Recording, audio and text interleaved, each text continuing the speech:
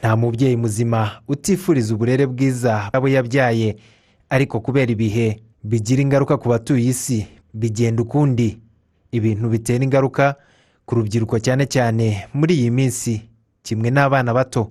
Papa yaratwirukanye, yarwanye na mama aragenda ahita natwe twirukana. Ni ikibazo uretse amakimbirane yo mu miryango, bamwe mu rubyiruko kimwe n'abakuze basanga gifitanye isano n'izindi mpamvu ahanini zituruka ku myumvire y'urubyiruko ubwarwo. Usanga wenda nk'umupeta umwe avuka muri famiye zikaze, we yagira bwa bwenge bwo wenda arangije 6e primaire agiye secondaire, agahita ahura na ba bantu bari hanze bakoresha drogue, wagahita yumva ko nawe kugira bigenge nkabo agomba kuzijyamo. Ugasanga wenda niba afashe wenda ibyo biyobyabwenge, urumogi, amakokayine n'izo za mugo, urumva ahita atakara muri famiye. Cyane cyane ubifata uko batari bakigenga, bakiha uburenganzira burenze ku mubyeyi. Nta mwana ugitaha nijoro ngo umubaze ngo wakererewe he, yumva ko uburenganzira bwawe buvogereye. Niyo wanamubwira nakumva ko utumva ko uri umubyeyi we, niyo waburuwe munabana neza, ariko kukumva byonyine kikaba ikibazo. No byakubitira n'aya mafilime yawe, yakubitira ku bigare bagenderamo cyane ko bagendana bose. Do barabwira ngo ihene mbi ntawe izirika hinziza. Izi mpamvu ziri mu zigarukwaho n'impuguke mu buzima bwo mu mutwe nk'intandaro y'ubusinzi no kubatwa n'ibiyobyabwenge mu bato batari bake. Nuko benshi muri abo ngabo hari igihe baba bavuka mu miryango ijegajega cyane, idafite indangagaciro yashyizeho ngo zemye, rimwe na rimwe ikaba yaranabaye isoko yo gutandukana, ihohoterwa rikabije, kutita ku muryango n'abawukomokamo. Ibyo byose bigaha icyuho umuntu mu kugira ngo abe yazahungira mu biyobyabwenge.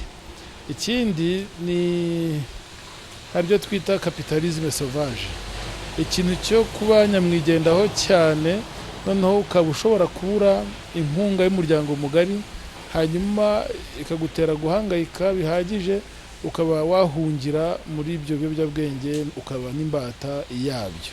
Muri ibi kandi harimo no gutizwa umurindi n'uduce uru rubyiruko rutuyemo ndetse n'imikurire yabo. Leta yashyizeho ibigo bitandukanye bishinzwe igororamuco hirya no hino mu gihugu, aho umuyobozi mukuru wa serivisi z'ibi bigo bose ni bamweme agaragaza ko bitwara akayabo k'amafaranga y'u Rwanda yagashowe mu bindi bikorwa by'iterambere.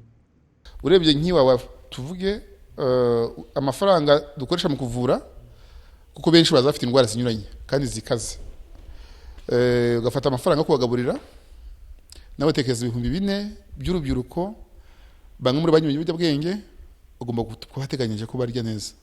Turabikora rero, subira duhenda ibibazo by'inkwi, gutekesha inkwi, imyenda yo kwambara, inkweto n'ibindi byose, udashyizemo amafaranga yo guhemba abigisha, aba psychologist. Turadepansa miliyoni hafi 80 ku kwezi. Ibindi bigo nka Gitagata kigorora abana n'abagore gikoresha nibura miliyoni 8 buri kwezi, ndetse n'ayandi agenda mu bigo nka Nyamagabe n'ibindi by'agateganyo biri hirya no hino mu gihugu. Bose ni bamwe ashimangira ko iki atari igihombo, kuko hari benshi bagorowe ubu bavuyemo abantu b'ingirakamaro mu muryango. Cyakora kimwe n'impuguke mu buzima bwo mu mutwe bashimangira ko umuryango ufite inshingano zikomeye mu guhangana n'ibi bibazo byangiza umubare munini w'urubyiruko. Ntabwo iwawa ihindura umuntu burundu, rwose byumvikana. Iyo umuntu agiye iwawa ntabwo bivuze ngo arazavayo ari umutagatifu, ahubwo yavuyeyo umuryango mugari, inzego z'ubuyobozi, abafatanya ibikorwa bagomba gufatiraho, bakomeza kumuherekeza, follow up, accompagnement, kugira ngo bunganire imbaraga za leta aho zagarukiye.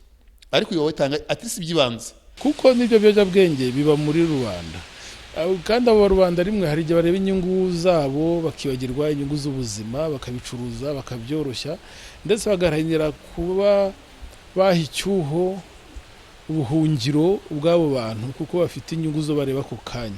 Iyo rero leta ikoze yonyine, rubanda rugari, rubanda rwa kinyarwanda ntirugiremo uruhare ngo rumenye ko ari icyorezo kibareba, ni ibingibi ubona ntabwo rubanda ruragerageza kumva ko iki ari ikibazo, nabo ngo bagire uruhare ruhagije cyane rwo kunganira abaganga n'abanyepolitiki.